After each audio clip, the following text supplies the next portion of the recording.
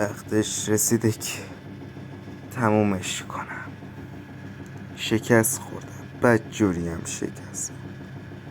دیگه باید تمومش کنم. ماشین بنزین داره؟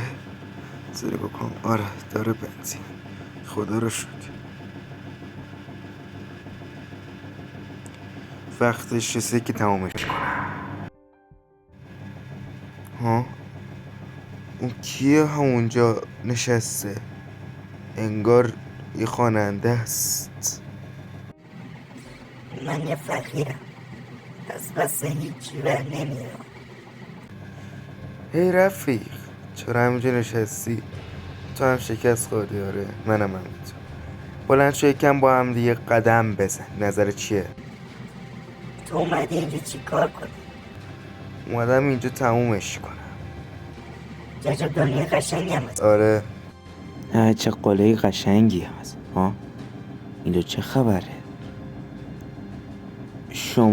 شما دو نفر من نباید داخل بازی سیمپل سنباز باشی. چرا داخل دنیا ماینکرافتین؟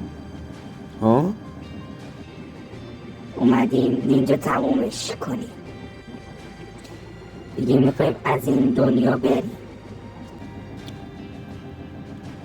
من دیگه نمیتونم اینجا تحمل کنم. من تا دقیقه کم تونستم کار کنم. آخه چرا خودت به خودتون زحمت وارد میکنی؟ آخه چرا میخواین خودتون رو بکشین؟ چرا عضو گروه من نمیشین؟ با هم دیگه میتونیم خیلی خوب با هم دیگه همکاری کنیم و به یه مقام خیلی بزرگ برسیم. نه تو که من الان دارم به مقام بزرگ کم کم نزدیک میشم.